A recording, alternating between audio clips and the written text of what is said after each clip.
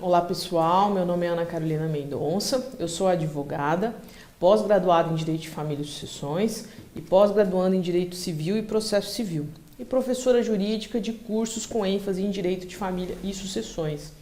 No vídeo de hoje nós vamos falar sobre as provas necessárias na ação de reconhecimento de filiação em sede de inseminação caseira e também a dilação probatória que muitas vezes pode ser instituída a critério do juiz e do promotor, ok? Então vamos lá.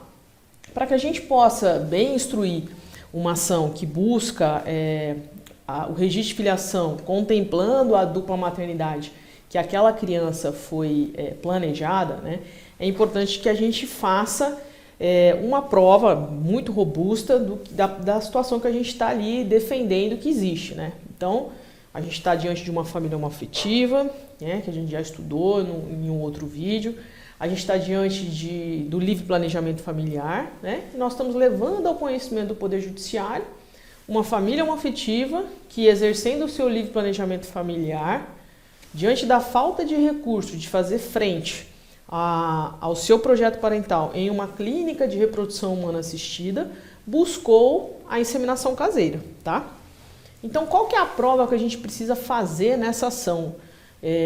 E aqui eu estou falando sobre o alvará judicial, mas se eu optar por um outro tipo de ação, a prova vai ser a mesma, tá?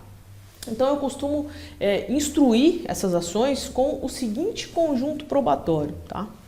Primeira coisa, a gente está ali partindo da premissa de que eu estou diante de uma família homoafetiva, correto? Então eu vou fazer a prova da família homoafetiva, né? Da família homoafetiva consolidada. Isso antes da gestação. Então o que a gente pode usar para fazer prova disso, tá? Então ali eu estou contando uma história de que esse casal está junto há 8 anos, há 10 anos, há 2 anos, há 1 ano. Então eu vou fazer prova dessa união, tá? Não só com a certidão de casamento, não só com a escritura de união homoafetiva, tá? Eu vou juntar ali fotos de redes sociais ou fotos pessoais, do acervo pessoal desse casal, fotos de momentos em família, fotos de viagens que esse casal fez, de eventos comemorativos, né? E aqui, só fazendo um adendo, tá, gente? Eu não estou aqui defendendo que eu tenho que fazer ali uma prova de algo semelhante a uma família heteronormativa. Não é isso, tá? Mas a gente tem que lembrar que a finalidade, né, do que a gente está estudando é entregar um melhor direito no melhor tempo, tá? Então, vamos deixar de lado qualquer tipo de discussão sobre se é foto clichê, se não é, tá? A intenção aqui é a gente deixar o processo mais redondo possível para ele ser conhecido e a gente alcançar o provimento jurisdicional, tá? Então, a família brasileira hoje não é a família heteronormativa, tudo bonitinho, então nós vamos fazer a prova de que a família homoafetiva também pode seguir esse mesmo viés. Então, oriente lá seu cliente, suas clientes a fazer a prova dessa união anterior à gravidez, tá? Ok, então fizemos ali um arquivo único com as fotos desse relacionamento, fotos de viagem que fizeram, fotos de eventos familiares, aniversário, casamento, batizado, enfim, fiquem à vontade para separar esse conjunto probatório. Depois nós vamos fazer prova da gestação, então a gente tem que ter ali o positivo da gestação, os ultrassons, conforme a gravidez for evoluindo, para a gente demonstrar que aquela mulher está grávida e que a gravidez está evoluindo a contento, ok? O que é interessante também, principalmente quando o casal nos procura ainda na gestação, orientar que quando das consultas no pré-natal, né, que a mãe não gestante sempre acompanhe a mãe gestante e que seja solicitado ali aquela ginecologista, aquele obstetra, uma declaração de comparecimento de que a mãe não gestante esteve junto nas consultas, que ela está acompanhando aquelas consultas. Isso também é interessante para a gente, tá? Provas de codependência econômica, tá? Imposto de renda, plano de saúde, qualquer coisa que comprove que ali a gente está diante de uma família que tem apoio mútuo, que é codependente, não só financeiramente, né? Mas isso também é muito importante. Aí a gente vai fazer também a prova, as fotos, né, da gravidez, que aquela gravidez está evoluindo, de que a mãe não gestante está participando efetivamente daqueles momentos. Isso tudo também é muito importante, tá? Ah, fez um chá bar, um chá revelação, essas coisas todas também. Nós vamos fazer prova disso e vamos acostar no processo. Por último, e não menos importante, seriam as declarações que eu costumo colher. Então eu colho declarações, 3 declarações de amigos e 3 declarações de familiares, tá? Não é nada a ver com a inseminação caseira, não é para ninguém declarar que sabe que aquele casal fez uma inseminação caseira, nada disso. Na verdade, a intenção ali é declarar que conhece aquele casal, que sabe que elas vivem juntas há X tempo, tá? E que tem conhecimento de que juntas elas idealizaram e planejaram o nascimento daquela criança, tá? E aí vocês vão acrescentar que a família está muito contente com a chegada dessa criança, que os amigos estão muito contentes com a chegada dessa criança, mas o principal ali é deixar declarado que, a bem da verdade, trata-se de uma gravidez que foi pensada em conjunto, que foi planejada em conjunto, fazendo valer aquela máxima de que, partindo da premissa de que a gravidez foi sonhada, idealizada, organizada e planejada em conjunto, as 2 mulheres são mães desde a concepção daquela criança. Essa é a prova que a gente precisa fazer para tentar evitar o quê? Para tentar evitar que esse processo tenha uma dilação probatória maior, tá? Ah, professor, o que seria essa dilação probatória maior? A gente estaria diante da seguinte situação. Existem alguns casos, tá? Mesmo que seja pedido de alvará judicial, em que ou o promotor ou o juiz não vai ficar contente só com esse conjunto probatório que eu estou indicando a vocês que seja formado e anexado na petição inicial, tá? Eu posso muito bem me deparar com um promotor que vai olhar aquele conjunto probatório e vai dizer que ele é insuficiente, tá? E aí, muito provavelmente, o que vai acontecer? Quando ele for se manifestar, quando ele for apresentar a sua cota com relação àquela ação que está ali para ele, ele vai dizer que ele opina pelo estudo social, ou seja, ele vai pedir uma dilação probatória naquele processo. O que é esse estudo social, professora? Esse estudo social nada mais é do que uma entrevista que as partes vão ser submetidas por uma assistente social ou por um psicólogo, tá? Que a gente chama de equipe multidisciplinar. E qual que é a finalidade disso? A finalidade disso é atestar a veracidade do nosso relato na petição inicial. Ou seja, o promotor ele vai entender que aquele conjunto probatório que nós reunimos não é suficiente para atestar o que estamos ali colocando e que ele quer ter uma opinião, né, dessa equipe multidisciplinar para saber se de fato a gente está ali diante de uma família, se de fato houve um planejamento comum para aquela gestação. Aí, gente, é onde a gente vai ter aquela dilação probatória que eu comentei a vocês, né? São mínimos os processos em sede de alvará judicial que vão por esse caminho de maior dilação probatória, mas pode acontecer. E aí, nesse caso, vai existir essa designação de uma equipe multidisciplinar que vai, então, agendar essas entrevistas. Geralmente, o que acontece? Primeiro acontece a entrevista com o assistente social e depois a entrevista com a psicóloga. Aqui é muito importante a atuação do advogado, não no sentido de orientar a cliente, porque a gente está partindo aqui de uma premissa de que nós estamos trazendo uma verdade para o Poder Judiciário. Ou seja, a história de uma família homoafetiva que resolveu se ampliar e, por falta de recursos financeiros para fazer frente a uma clínica de reprodução assistida, buscou a inseminação caseira. Então, eu estou falando a verdade, eu não preciso instruir minha cliente a nada. Mas, como advogada, eu preciso sim explicar para as minhas clientes o que envolve, qual a finalidade dessas entrevistas, para que eu possa detectar uma eventual homofobia que possa existir ali, tá? Então, qual que é a finalidade da entrevista com a assistente social?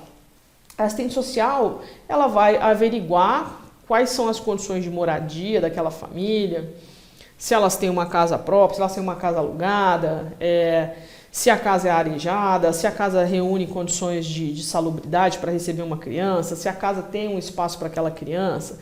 Essa é a finalidade da assistência social.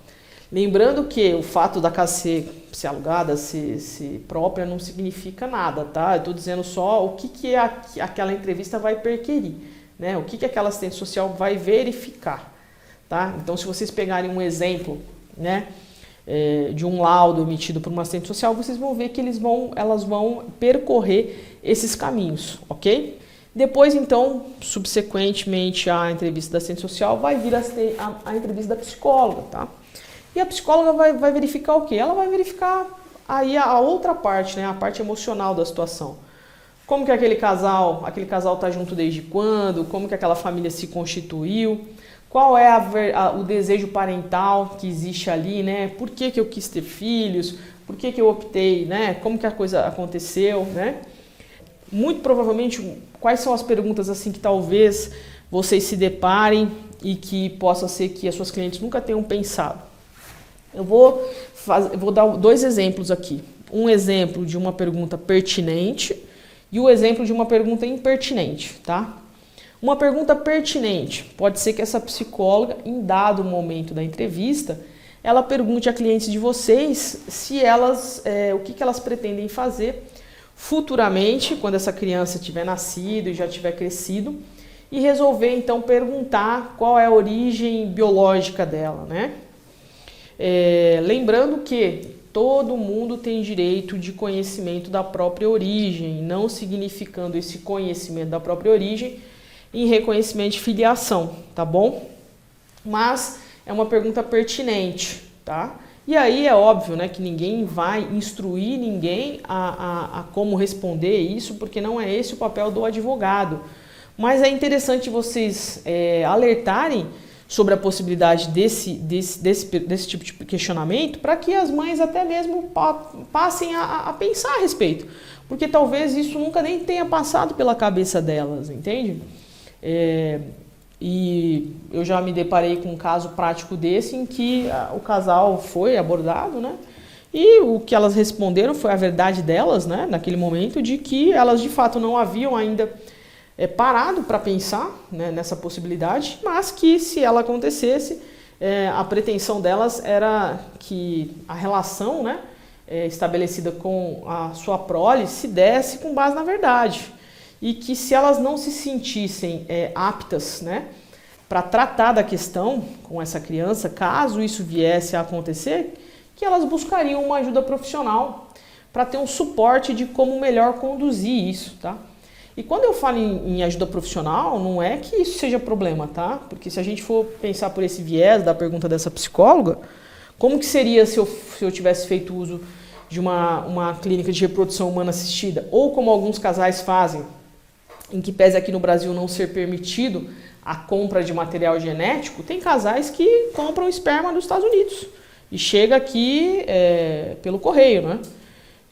E aí, como é que seria isso, né?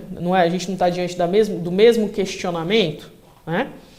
Então é mais quando eu digo ajuda profissional, que foi a resposta, não é minha, é dessas clientes, é mais no sentido assim de, poxa, se eu não estou me sentindo preparada, né, não pensei sobre isso e eu quero o melhor para o meu filho, eu vou buscar o quê? Eu vou buscar uma ajuda, um suporte, né, de quem tenha uma melhor condição de me ajudar a levar esse assunto, tá? Agora um exemplo de uma pergunta impertinente, tá? Que seria um jeito errado de ser conduzida essa entrevista com a psicóloga. O que vai acontecer caso vocês venham a se divorciar? Vocês já viram essa pergunta num casal heterossexual, um casal heteronormativo? Vocês não vão ver. Então, isso é um exemplo de uma pergunta impertinente. Ou seja, o que tem a ver essa questão da realização do projeto parental com um futuro divórcio? A gente tem que lembrar que a conjugalidade ela pode acabar em qualquer tipo de relação. Seja uma relação heterossexual, seja uma relação homoafetiva. Agora, a parentalidade ela nunca acaba. Então, isso é um exemplo de uma pergunta impertinente. Porque ninguém vai deixar de ser mãe por conta de um divórcio. Assim como ninguém, num casal heteronormativo, ninguém deixa de ser pai ou deixa de ser mãe por conta de um divórcio. Ou seja, aquela parentalidade, ela é eterna, ela é para a vida inteira, tá? É óbvio que isso não quer dizer que nossos clientes vão ter ali uma reação, ficar pé da vida, xingar, não é essa a questão. A questão é o olhar do advogado atento para, caso isso seja posto num laudo de uma maneira que ele seja refutado, que seja pontuado, que é algo impertinente de se questionar num laudo. Essa é a observação e o olhar que o advogado tem que ter na cautela do que vai vir no resultado daquele estudo social, tá? Então, isso que a gente tem que ficar muito atento, tá? E lembrando que todo estudo social, se nós nos depararmos com um laudo, né, uma conclusão insatisfatória, nos cabe pedir uma complementação desse estudo social, tá?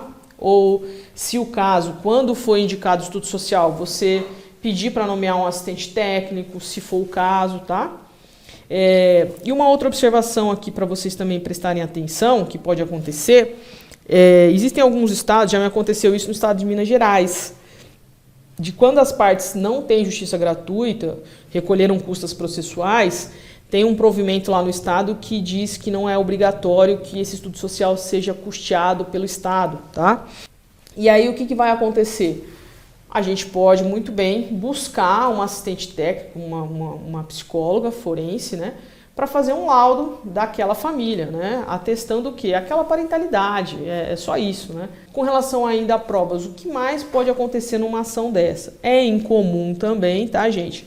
Mas eu também já tive processo, na verdade eu tive um só, mas já ouvi de outras advogadas que me relataram essa condução, principalmente no estado do Paraná, de um juiz marcar uma audiência, por exemplo, uma audiência para ouvir as partes.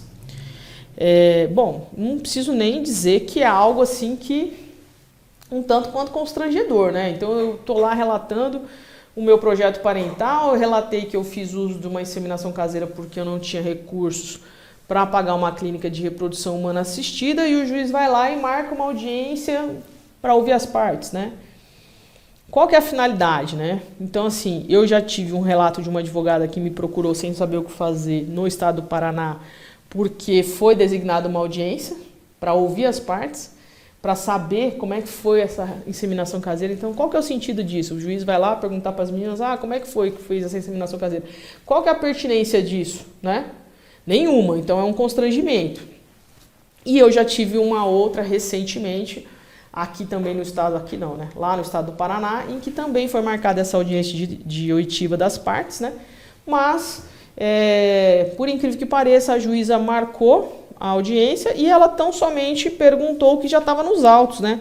Ela perguntou há quanto tempo que as partes se conheciam, ela perguntou desde quando que as partes estavam casadas, sendo que tinha ali a escritura de união homoafetiva por escritura pública, e tinha também a certidão de casamento juntada nos autos, ou seja, ambos documentos públicos, né, que foram lavrados por quem tem fé pública, atestando o que eu estou relatando na petição inicial, né?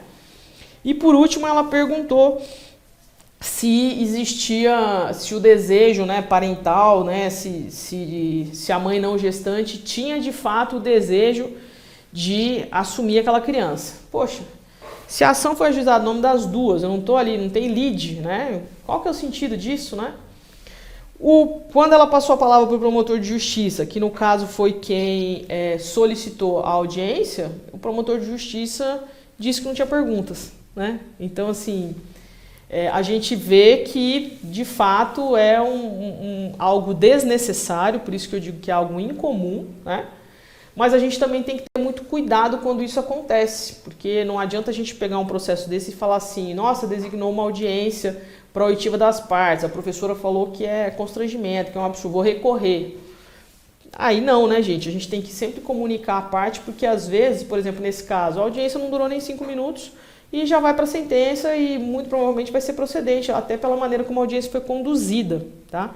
Se eu recorresse, quanto tempo que eu ia levar para ter um conhecimento desse recurso pelo Tribunal de Justiça, sem saber até se ia reformar ou não essa designação, né? Sem falar que a gente ia entrar naquela questão do rol taxativo para interposição de agravo de instrumento do Código de Processo Civil, e eu poderia piorar ainda o tempo de andamento desse processo, ok? Então, para que a gente possa recapitular o vídeo de hoje com relação a provas e dilação probatória. As provas que a gente precisa produzir: prova do relacionamento, prova da gestação, prova da evolução da gestação, declarações como prova de que aquela família existe, de que aquela família planejou de forma conjunta o nascimento daquela criança, que o planejamento parental é comum àquelas mães, tá? Essas são as provas que a gente tem que preocupar em produzir para instruir essa ação. E, falando agora da dilação probatória, a gente pode se deparar com um promotor e um juiz que vão solicitar um estudo social, onde as partes vão receber a visita da assistente social e da psicóloga, e, em última hipótese, a gente pode se deparar com um juiz que vai designar uma audiência de oitiva das partes e, às vezes, até indicar testemunhas para falar sobre essa questão da inseminação caseira, tá? Lembrando que, se vocês estiverem diante de um juiz que determine a designação de audiência e a indicação de testemunhas, vocês não são obrigados a indicar testemunhas, porque aquele casal pode muito bem ter deixado reservado tão somente a elas a questão da inseminação caseira, ok? Então, a gente encerra o vídeo de hoje falando sobre provas e dilação probatória. Eu espero que vocês tenham gostado. Obrigada pela audiência até aqui e nós nos vemos no próximo vídeo.